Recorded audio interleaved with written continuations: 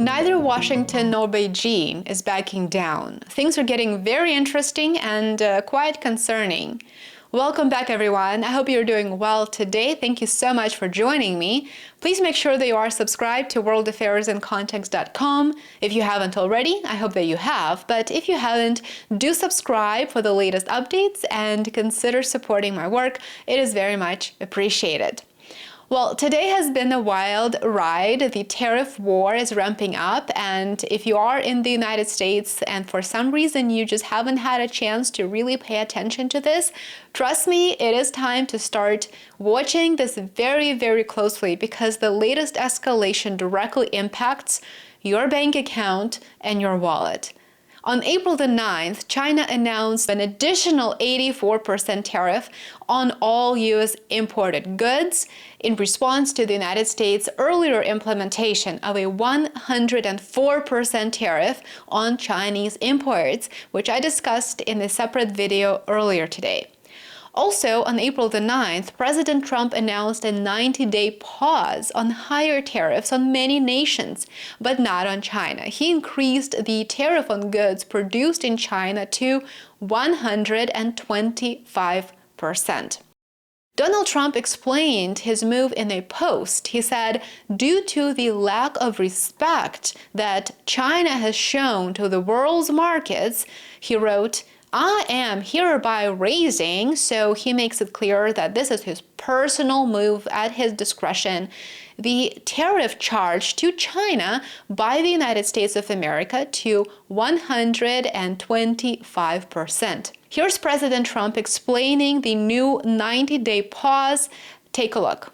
The morning saying be cool, and then just a few hours later, there was a pause put in on the tariffs. Can you walk us through your thinking about why you decided to put a 90-day pause? Well, I thought that people were jumping a little bit out of line. They were getting yippy, you know? They were getting a little bit yippy, a little bit afraid, unlike these champions, because we have a big job to do. No other president would have done what I did. No other president. I know the presidents, they wouldn't have done it.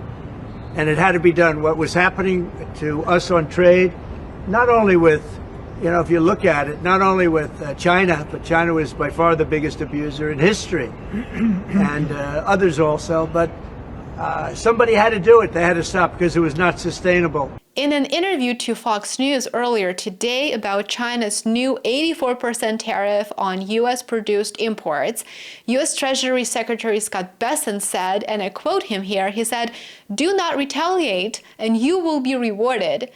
China can raise their tariffs, he said, but so what? Those are his words. Take a look. Do not retaliate and you will be rewarded. So every country in the world who wants to come and negotiate, we are willing to hear you. We're going to go down to a 10% baseline tariff for them, and China will be raised to 125 due to their insistence on escalation. In international relations, countries actually retaliate because they have the economic power and the political power to do so, because they act in their own interest. The United States retaliates. This is exactly what President Trump did today. So it is not clear why other countries would not want to retaliate, especially other great power states. This is just a natural progression of how escalatory policies work. China annually imports approximately $165 billion worth in goods from the United States. And while it does, of course, import less goods from the United States than it exports to the United States, I think we ought to look at the composition of these goods too in order to gain a better understanding of the impact of such moves and also the effect that they will have on average consumers in both countries. Bessent effectively downplayed the importance of China's counter move, but he did so to the detriment of the United States population, who already appears to misunderstand the new dynamic in the global markets and how the current trade policy, specifically tariffs and export controls and other trade limitations, how these policies destroy global trade. As consumers, we benefit from less government intervention into our markets. We benefit from policies that support free trade, or at least as close as we can get to it. Wouldn't you want to see the United States become a leader in promoting more of a liberal version of trade policies instead of protectionism on steroids? I know I would.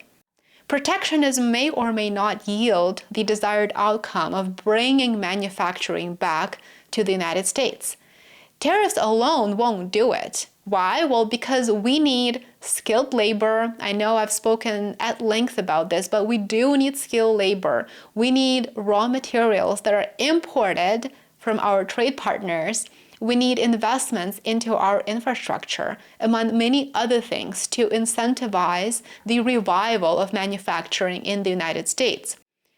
On the other side of the spectrum, we've got foreign nations. Let's say China and India. So China and India and other countries that produce pharmaceuticals, that produce other goods that we consume here in the United States, will also adjust their domestic policies to create incentives for their own producers to stay home, to manufacture domestically, to support their employment and their economies. Additionally, pharmaceuticals, for example, which Trump now wants to impose more tariffs on, the production of pharmaceuticals results in quite severe environmental damage. The United States regulatory standards would make domestic production of many of these products cost ineffective. This could mean US-produced pharmaceuticals could be simply unaffordable to an average American. There are very many factors at play here, as we can tell, and raising tariffs is counterproductive without supplementing this policy with policies to address the list of other critical needs that I just mentioned, and many more. In any case, I'm becoming more convinced that the tariff war that is unfolding in front of our eyes is used as a distraction from other events. One day we are at 10%, the next day we're at 125%. We have yet to see what tomorrow brings, but we will definitely continue observing and also informing you. Thank you very much for watching. Make sure that you are subscribed to worldaffairsandcontext.com. It is my Substack for the latest updates. Please remember to show your support, like, subscribe, and share. It means a lot. It goes a long way. And I will see you back here tomorrow. Enjoy the rest of your day. Bye for now.